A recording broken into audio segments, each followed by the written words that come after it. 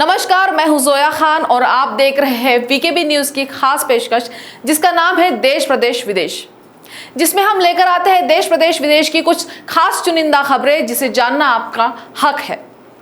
तो अब चलते हैं इस खास पेशकश की ओर मेरे साथ। कोरोना संक्रमण की तीसरी लहर को लेकर दुनिया आशंकित है। विशेषज्ञों के हवाले से सरकार लोगों को सावधान कर रही है। केरल की स्थिति चिंता बढ़ा रही है। महाराष्ट्र में भी मामले बढ़ रहे हैं। अदालत इसे लेकर गंभीर है। सरकार भी सावधान कर रही है, लेकिन इसे राजनीतिक चश्मे से देखा जा रहा है। कोई कह रहा है कि सरकार कोरोना के बहाने बच रही है, तो किसी की नजर में सरकार हिंदू विरोधी हो गई है। शिवसेना, मनसे और भाजपा की तलवारें खींची हुई है। दही हांडी के आयोजनों पर मनसे अडिग है, तो भाजपा का जन आशीर्वाद अपनी रफ्तार में है। कोरोना पर जारी इस लड़ाई के बीच प्रदेश सरकार ने एक और अहम फैसला लिया है। अब प्रदेश के सभी बोर्ड के पाठ्यक्रमों और सभी मीडियम के सरकारी और निजी प्रबंधन के हर स्कूलों में मराठी भाषा को पढ़ाना अनिवार्य कर दिया गया है। एक और बड़ी खबर यह है कि एंटीलिया केस में गिरफ्तार किए गए पूर्व पुलिस अधिकारी सचिन वाजे को इलाज के लिए भिवंडी के एक निजी अस्पताल में भर्ती कराया गया है। आइए इन 5 बड़ी खबरों में प्रदेश की ताजा स्थिति पर नजर डालते हैं। प्रदेश सरकार ने सभी बोर्ड के पाठ्यक्रमों और सभी मीडियम के सरकारी और निजी प्रबंधन के हर स्कूलों में मराठी भाषा को पढ़ाना अनिवार्य कर दिया है।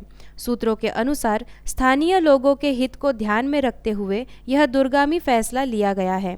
सरकार ने राज्य के जिन स्कूलों में कक्षा 5वीं से 10वीं कक्षा तक मराठी भाषा को द्वितीय विषय के रूप में पढ़ाया आता है, उन स्कूलों में अब मराठी को द्वितीय विषय के रूप में सख्ती से पढ़ाने को कहा है। इससे अब राज्य के अंग्रेजी, हिंदी, गुजराती, उर्दू, कन्नड़, सिंधी, तेलुगु, तमिल, बंगाली समेत अन्य भाषाओं के स्कूलों में मराठी विषय की पढ़ाई अनिवार्य होगी। याद रहे, इसके पहले स्कूली शिक्षा विभाग ने 1 जून 2020 को राज्य के सभी बोर्ड के स्कूलों में मराठी भाषा का अध्यापन और अध्ययन सख्ती से लागू करने के संबंध में शासनादेश जारी किया था, जिसमें राज्य के मराठी स्कूलों को छोड़कर अन्य भाषा के स्कूलों में मराठी को द्वितीय भाषा के रूप में पढ़ाने का आदेश जारी किया गया था। पर अब गैर मराठी भाषी स्कूलों में भी मराठी भाषा को द्वितीय भाषा के रूप में पढ़ाई अनिवार्य की गई है।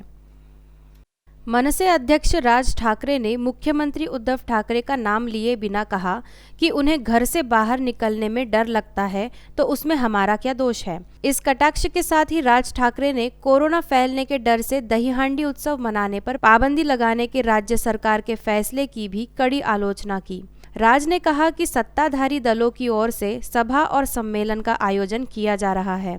हर जगह पर भीड़ नजर आ रही है। सरकार केवल दही हांडी समेत अन्य हिंदुओं के त्योहारों को मनाने पर पाबंदी लगा रही है। राज्य में सभी त्योहारों को मनाने की अनुमति मिलनी चाहिए। सरकार मंदिरों को खोलने का फैसला करे। यदि सरकार ने कोई कदम नहीं उठाया तो मंदिरों के बाहर घंटानाद आंदोलन करेंगे। पाबंदी के दौरान चुनावी तैयारी की जा रही है। यह तैयारी पूरी होने के बाद मनपा चुनाव की घोषणा कर दी जाएगी, जिससे विपक्षी दल तैयारी न करने के कारण मुंह के बल गिर जाए। सरकार को इसलिए लॉकडाउन पसंद है कि कोई सरकार का विरोध न करे, और इसी के लिए कोरोना की तीसरी लहर का डर दिखाया जा रहा है। एंटीलिया केस में गिरफ्तार किए गए पूर्व पुलिस अधिकारी सचिन वाजे को इलाज के लिए भिवंडी के एक निजी अस्पताल में भर्ती कराया गया है। वाजे की नली में 3 ब्लॉकेज बताए जा रहे हैं। डॉक्टरों के अनुसार उनकी सर्जरी की जा सकती है। एनआईए की टीम मंगलवार को वाजे को लेकर यहां पहुंची थी। अस्पताल के बाहर सुरक्षा व्यवस्था कड़ी कर दी गई है। हालांकि यह साफ नहीं है कि नई मुंबई के तलोजा जेल में बंद रहे वाजे को मुंबई, नई मुंबई और ठाणे के कई अस्पतालों को छोड़कर इलाज के लिए भिवंडी के अस्पताल में क्यों दाखिल कराया गया। याद रहे, राष्ट्रीय जांच एजेंसी की विशेष अदालत ने वाजे को अपने हृदय संबंधी बीमारी का इलाज निजी अस्पताल में कराने अनुमति दे दी है। इस इलाज का खर्च वाजे व उसके परिवार के लोग उठाएंगे। वाजे ने पिछले सप्ताह कोर्ट में आवेदन दायर कर निजी अस्पताल में उपचार की इजाजत मांगी थी। आवेदन में दावा किया था कि उसके हृदय में 3 बड़े ब्लॉकेज है। यह ब्लॉकेज 90% तक बढ़ गए हैं। सीने में दर्द की भी शिकायत थी। उसके अनुसार डॉक्टरों ने उसे बाईपास सर्जरी की सलाह दी है। मुख्यमंत्री उद्धव ठाकरे और राज ठाकरे की जुबानी जंग प्रदेश की अगली रणनीति की ओर इशारा कर रही है।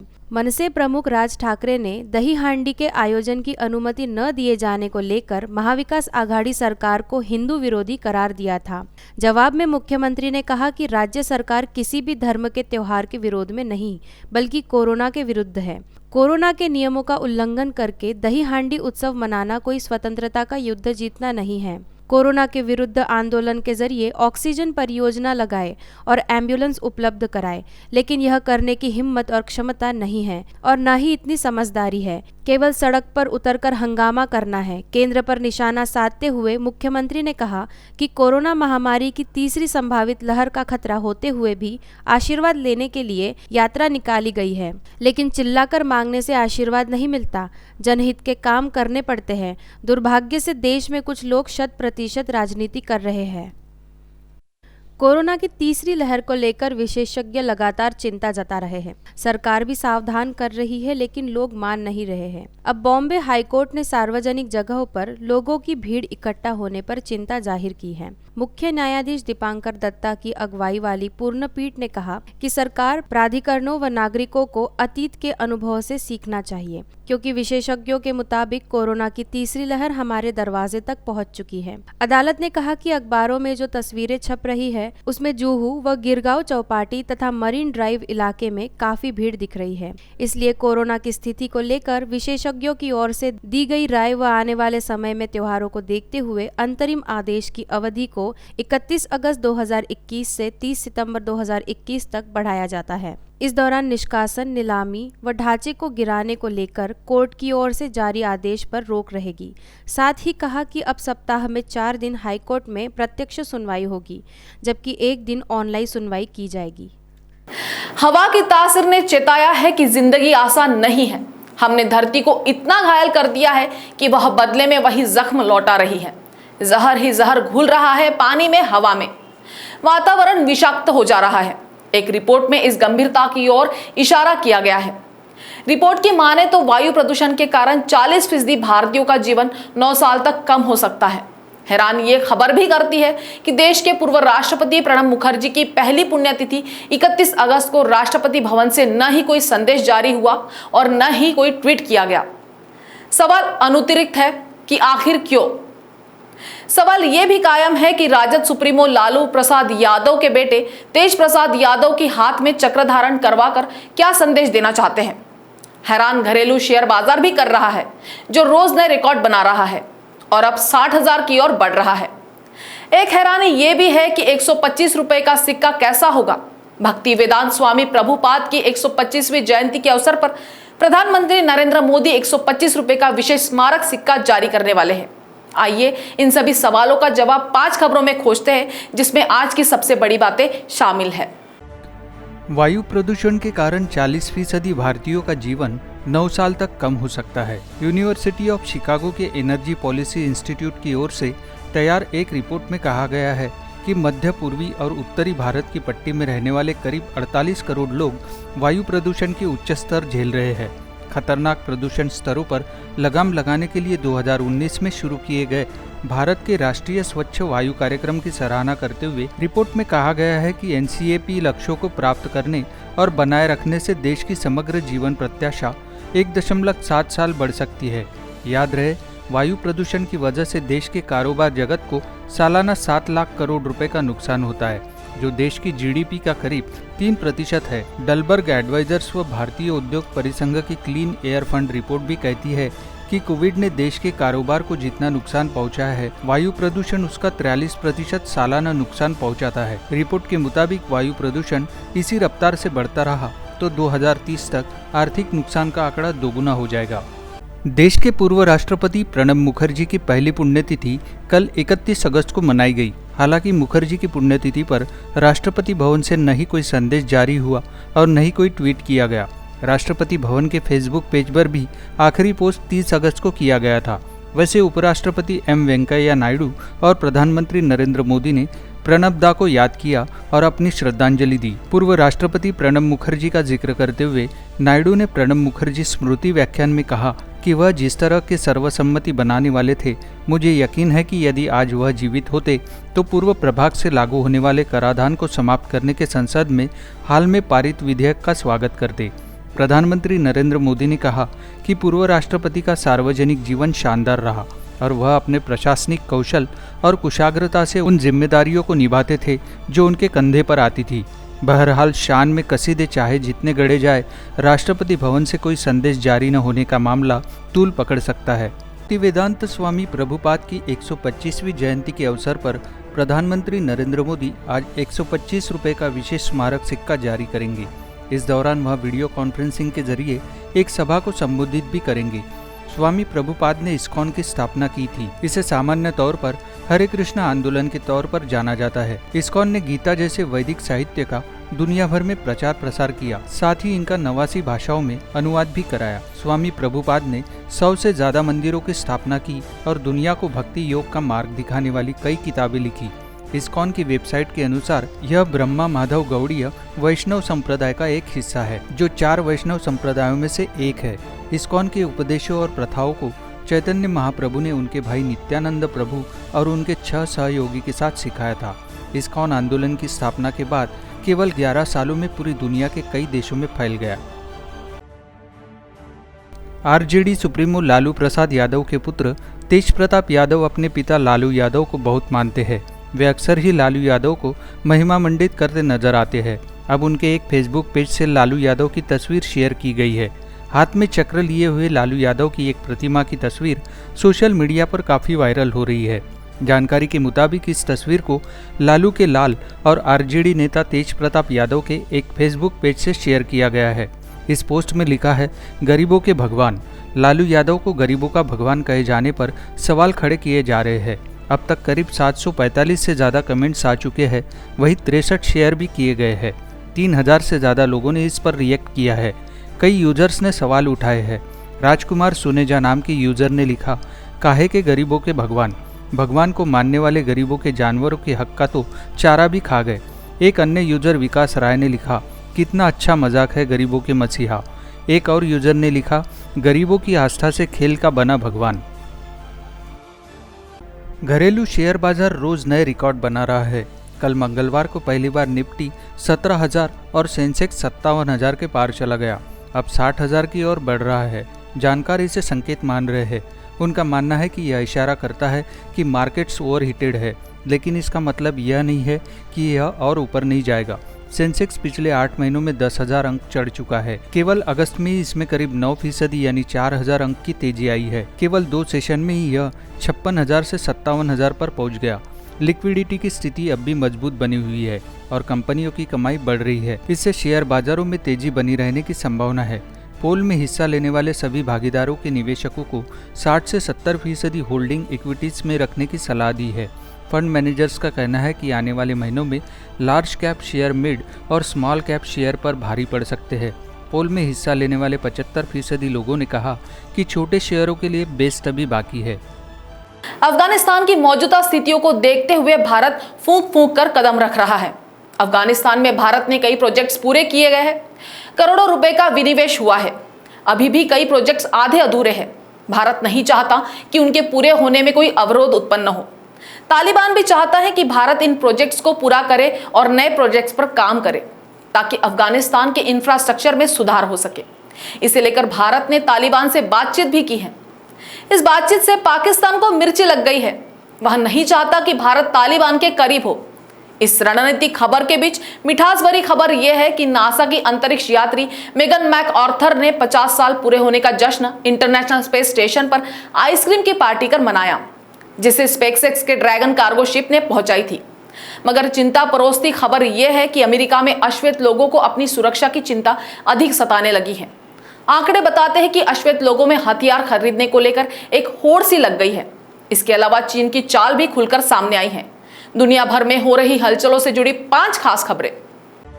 अमेरिका में अश्वेत लोगों को अपनी सुरक्षा की चिंता अधिक सताने लगी है। यही वजह है कि अश्वेत लोगों में हथियार खरीदने को लेकर एक होड़ सी लग गई है। इसमें भी पुरुषों की तुलना में महिलाएं आगे हैं। Fire arm industry trade association के आंकड़े बताते हैं कि अमेरिका में पिछले वर्ष करीब 85 लाख लोगों ने पहली बार बंदूक खरीदी थी। इन हथियारों को बनाने वाले उद्योगों के संगठन का कहना है कि 2020 के 6 माह में अश्वेतों द्वारा की गई हथियार की खरीदी में करीब 58 से 60% की तेजी आई है। यह आंकड़ा काफी चौंकाने वाला है। पिछले वर्ष ही अमेरिका में ब्लैक लिव्स मैटर काफी सुनने में आया था। इसकी वजह से 2 अश्वेत नागरिकों की पुलिस द्वारा हत्या कर दी गई थी। इसके बाद काफी संख्या में लोगों ने विरोध प्रदर्शन किया था। ये विरोध प्रदर्शन लगभग पूरे अमेरिका में ही दिखाई दिए थे। इसके बाद ही यहाँ के अश्वेत नागरिकों में अपनी सुरक्षा को लेकर एक भय भी पैदा हुआ और लोग अपनी सुरक्षा के लिए हथियारों की अधिक खरीदारी करने लगे। उनका कहना है कि हम सिर्फ पुलिस के भरोसे नहीं रह सकते। अश्वेतों के खिलाफ नफरत फैलाने वाले संगठन भी इसके लिए जिम्मेदार होते हैं। नासा की अंतरिक्ष यात्री मेगन मैकआर्थर का 50वां जन्मदिन बेहद खास रहा। जिंदगी के 50 साल पूरे होने का जश्न उन्होंने इंटरनेशनल स्पेस स्टेशन पर आइसक्रीम पार्टी कर मनाया, जो स्पेसएक्स के ड्रैगन कार्गो शिप ने पहुंचाई थी। ये स्पेसएक्स की अब तक की सबसे बड़ी कार्गो डिलीवरी थी। एलन मस्क की कंपनी ने 1 दशक से भी कम समय में 23 बार अंतरिक्ष में जरूरी सामान और उपकरणों की डिलीवरी की है। डिलीवरी के बाद अपने 50वें जन्मदिन के मौके पर मैकआर्थर ने कहा कि इससे पहले किसी ने मेरे लिए जन्मदिन पर स्पेसशिप नहीं भेजी थी। अंतरिक्ष यात्री ने कहा कि एक्सपेडिशन 65 के चालक दल के साथियों के साथ बर्थडे डिनर शानदार था। उन्होंने कहा कि मैं दुनिया भर के परिवार, दोस्तों और स्पेस फैंस से मिलने वाली शुभकामनाओं से बेहद खुश हूँ। मैं 50 साल की हो गई हूँ, लेकिन फिलहाल एक भाग्यशाली लड़की की तरह महसूस कर रही हूँ। मैकआर्थर उन 7 अंतरिक्ष यात्रियों में से एक है जो फिलहाल पृथ्वी से 260 मील की दूरी पर ISS में रह रही है। वो एक्सपेडिशन 65 के हिस्से के रूप में अप्रैल में स्टेशन पर पहुंची थी। उन्होंने स्पेसएक्स क्रू ड्रैगन एंडेवर पर ISS के लिए उड़ान भरी थी। पाकिस्तान परेशान है कि भारत और तालिबान बातचीत क्यों कर रहे हैं। 31 अगस्त को भारत ने आधिकारिक तौर पर पहली बार तालिबान से बातचीत की है और इसी बातचीत से पाकिस्तान को मिर्ची लग गई है। अफगानिस्तान पर तालिबान के कब्जे के बाद एक्सपर्ट्स बता रहे हैं कि पाकिस्तान तालिबान के साथ मिलकर भारत को परेशान करने की कोशिश कर सकता है। इसके पहले भी कश्मीर मसले पर तालिबान का साथ मिलने की दुहाई पाक के आका कर चुके हैं। चीन में पाकिस्तान के राजदूत मोइन उल हक ने भारत, पाकिस्तान और तालिबान को लेकर अपनी बात रखी है। उन्होंने कहा है कि कोई भी देश अफगानिस्तान में शांति को लेकर पाकिस्तान से अधिक इच्छुक नहीं है। पाकिस्तान की तरह ही चीन भी एक शांतिपूर्ण और स्थिर अफगानिस्तान चाहता है। हम उम्मीद करते हैं कि भारत अफगानिस्तान में सकारात्मक और रचनात्मक भूमिका निभाएगा। इतिहास में भारत ने अफगानिस्तान में शांति के खिलाफ काम किया है, जबकि भारत इन आरोपों को सिरे से खारिज करता रहा है। एक्सपर्ट्स बताते हैं कि तालिबान और भारत के बीच बातचीत से पाकिस्तान का परेशान हो जाना जायज है। पाकिस्तान नहीं चाहता है कि तालिबान और भारत नजदीक आए।